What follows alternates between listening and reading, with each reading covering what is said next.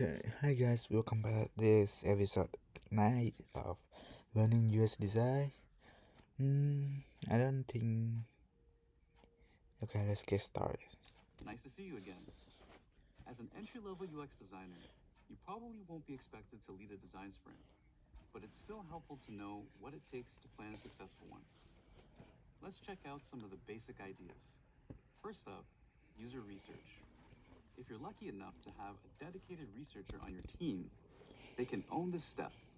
If not, well, you might be taking it on yourself. User research is always the first step in any sprint planning process. Your research should focus on the user problems you're trying to solve during the sprint. You don't have to detail out a specific problem right away, but getting a rough idea of what your sprint will focus on will help you decide which research methods make the most sense. We'll discuss different research methods in more detail later. Next, it's time to call the experts. If you're planning the sprint, it's up to you to schedule short talks with colleagues or industry experts. You'll listen to these info-packed talks during the understand phase of the sprint. A good talk helps clarify the problem your sprint is trying to solve. Keep in mind, the more experts you bring in, the more schedules you have to accommodate. So start planning early. We promise it'll be worth it. Step 3, find the right space. Sounds a little obvious, right? But trust me, picking the right room can make all the difference. It's important to ensure that the space allows all employees equal opportunities to perform their job. Let's talk about a few things you should look for. Whiteboards to capture your ideas or hang sticky notes, acoustics so participants can hear each other easily, accommodations for anyone who needs them, and comfortable furniture that you can move around easily. You're going to be spending a lot of time in this room, so get cozy. When planning a design print, what you should look for in a meeting space. Decide uh,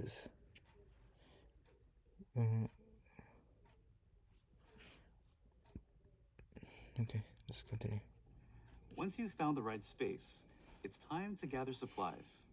If you're planning the design sprint, it's your job to make sure everyone has what they need to participate, kind of like a teacher handing out classroom supplies. Some essentials include markers, sticky notes, and a lot of snacks and water. On to step 5, establish the rules of the sprint. If you want this to be a gadgetless, distraction-free zone, now's the time to say so. Figuring out the ground rules in advance sets the tone for the sprint, gets everyone on the same page, and helps your team stay focused.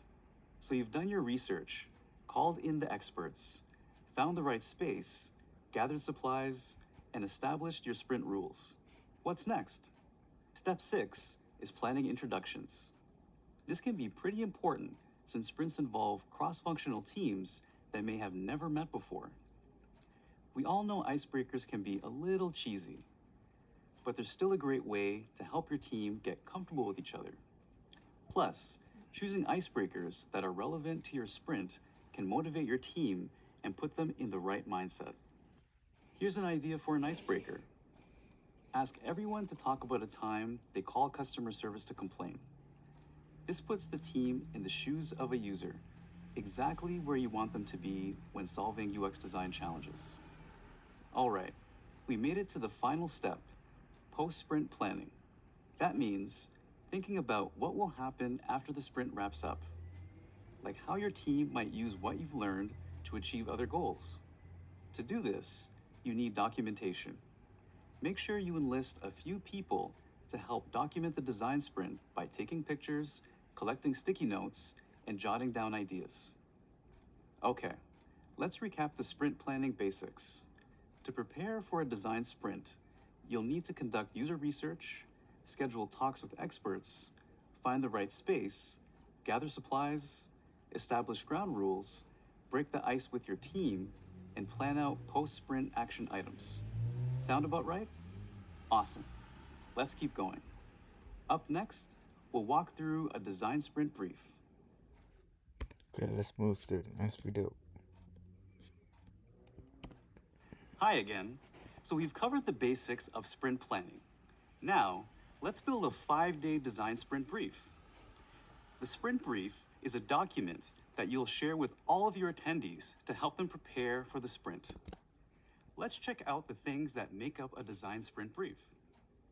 Start with the design sprint challenge. This introduces your team to the sprint objectives. Think back to the cycling app from earlier. If you created a brief for that sprint, the design challenge might be build exciting new features for the cycling app in time for relaunch later in the year. Next, you need to identify the key deliverables, meaning what your team actually wants to create by the end of the sprint. So, for the cycling app, you might say that we want to have a complete prototype that includes the feature update.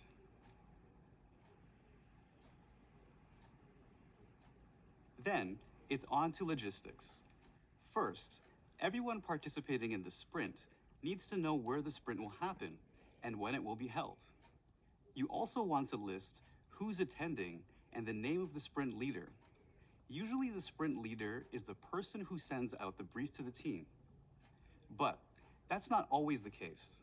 If you want to designate a sprint leader, you should do it before you send out the sprint brief. Next, add approvers. Got some higher ups that need to sign off on the product before launch? This is the place to note it. So if your cycling app needs the official approval of Miss Cycling Enthusiast, CEO, before launching, the sprint brief should mention it. Your sprint brief should also include a list of resources. For short-term sprints, there's probably a team already assigned to this project. For long-term sprints, you may need to create a plan to secure additional resources. For example, with the cycling app, you might need to assign resources from engineering to take on the work needed to launch the new feature. Next, we have the project overview, where you should explain the current state of the project, call out roadblocks that stand in your way, state early wins if you have any, and outline the estimated launch plan. Finally, we wrap it all up with a sprint schedule, an hour-by-hour schedule of the 5-day sprint, including break times. This lets people know what to expect and gives them time to prep so that you can keep things moving along during the sprint. And you're done. You've planned your design sprint and created your brief. The only thing left to do now is to put the sprint in motion. If you're still a little confused about what goes into the design sprint brief, you'll find some great examples in the readings. Okay, onward, we will learn about the role of an entry-level UX designer in the sprint process. Okay, kind of interesting, huh?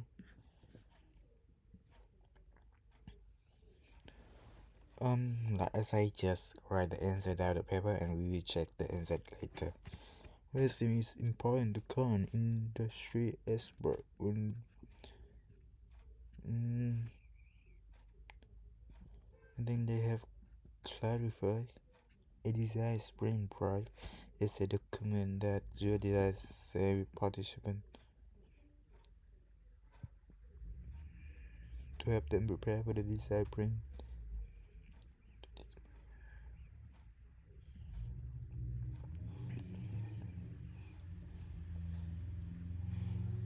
Yes. Nice, I got 100%. What do I got? Okay, let's move to the next one. Welcome back. Let's do a quick recap of what we covered so far. We've defined the design sprint, identified the 5 phases, and explored what goes into planning a successful sprint. Now, you're probably thinking, that's great, but where does a newbie UX designer like me fit into all of this? As an entry-level UX designer, you won't be running the show, but you'll play an important role, contributing to every phase of the sprint. Let's check out what your sprint week might look like. When you get to the sprint space, you'll find everything you need to do your work. You'll have office supplies, water to drink, and maybe some snacks. The sprint leader will welcome everyone and lay out some ground rules. For example, you might have to give up your phone and keep your laptop closed until the end of each day. There might also be a team icebreaker, like the example mentioned earlier. Once everyone is settled in, it's time to get started. The first day is the understand phase, where you'll get a clear picture of the design challenge. There will be plenty of short talks by experts that are designed to inspire you, so make note of any thoughts you have. Phase 2 is the ideate phase. The sprint leader will guide the team through brainstorming activities to spark creativity and generate many possible solutions to the design challenge. Your main focus is coming up with ideas and putting them out there. Welcome to phase 3, the decide phase. Congratulations, you're halfway through the sprint. Your team will decide on the solution with the greatest chance of success. As a newbie UX designer, you'll get involved in every stage of the decision-making process. When potential solutions fight it out, you'll vote for the one you think has the most potential. As you might remember, at this point, you also need to start planning ahead for testing, or phase 5 of the design sprint. As an entry-level UX designer, you might help by scheduling testers, creating survey or interview questions, and gathering necessary equipment.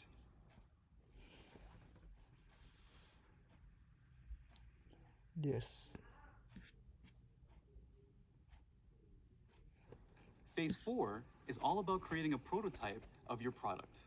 As an entry-level UX designer, you'll be actively involved in creating a solid prototype for users to try out. You'll ask questions, offer ideas, and review the completed prototype. You might also confirm the test users for phase 5. We've made it. It's test day.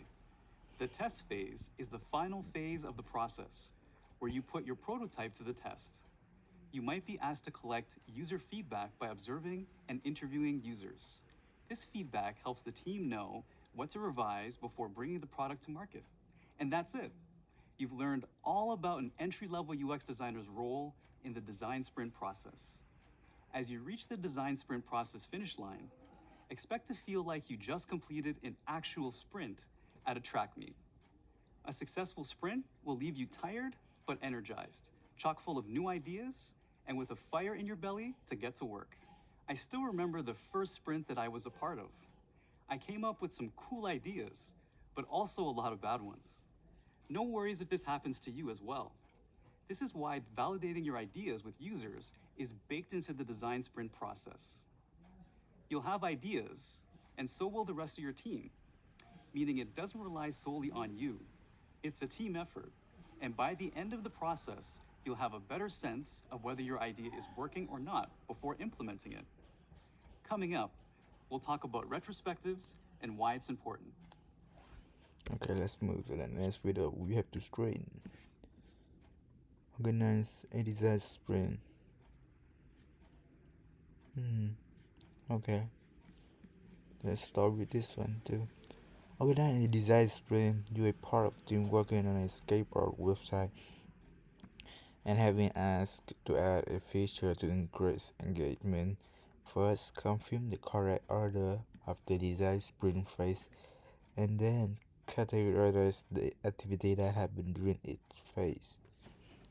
So the first phase is idea.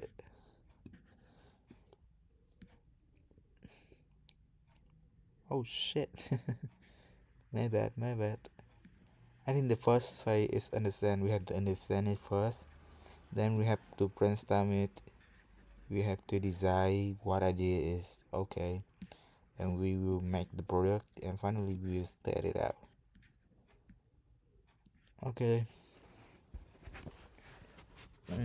Let's go this with me. Categorize activity by design phase. Categorize each team member sketch and resend them to the team. So this may be idea, right? Idea. Yes. Agree on a design.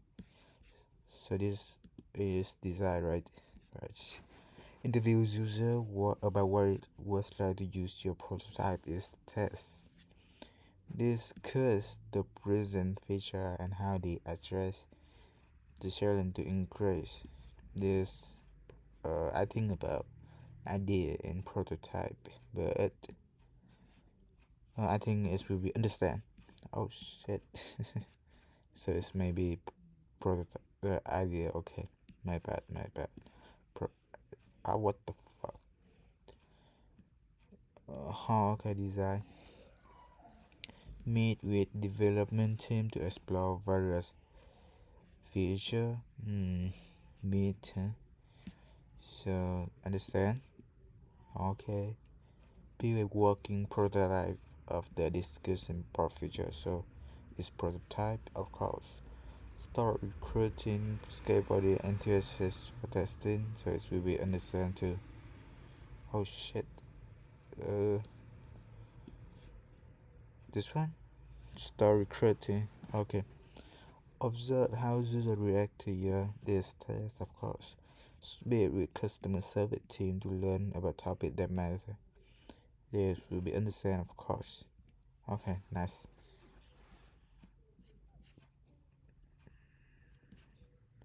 Okay, nice guys. Let's move to the next one. We are not done this video. Yeah. My name is Jason, and I am an interaction designer at Google. The goal of a design sprint is to take really complex problems and come together with other people on your team, like product managers, engineers, and marketing, and try to solve that problem together. And you do it over the course of a week. And you do multiple design activities like from wireframing and prototyping, and then at the end of the week, test with users. And it's a really good way to get quick feedback and test those initial hypotheses. And that's why it's so important to bring people with multiple perspectives together. You may bring this fresh new perspective, and you may have somebody else with historical knowledge on this project.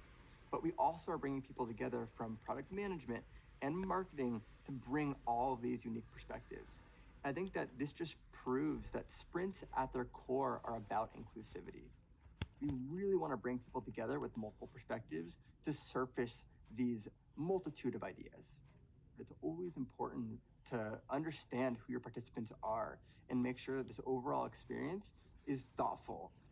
You put everyone's needs first. And I think that it's, in a way, a condensed version of your user experience job, where right now, when you're designing a sprint, that these participants are your users. And it's important to understand their needs and put them first when designing a sprint. Okay, interesting, right? Multiply perspective. Interesting. Okay. Right about how a designer. This one, I think, just if you guys do this part, just comment down below, so I will give you guys a feedback. Okay. What about a design sprint? Who help you? How design? And what are some the design of the benefit of design sprint framework?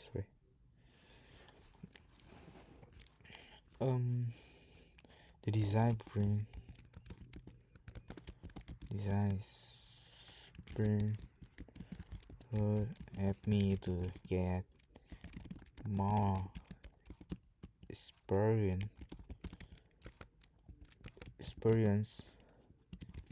and knowledge. What some design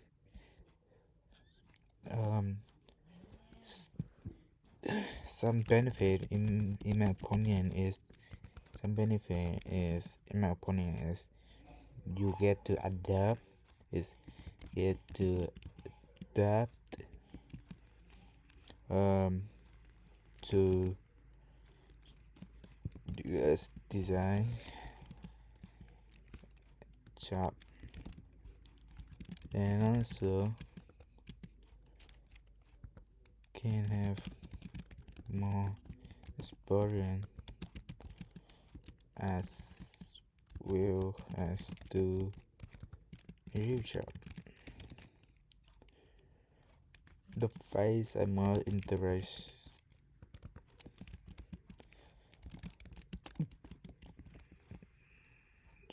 in is test, because I can see the feedback and my product, how it's gonna work.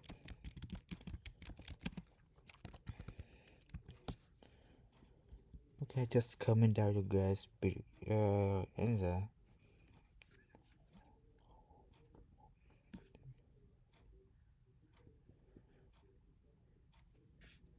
Okay, anyway, this the end of this video.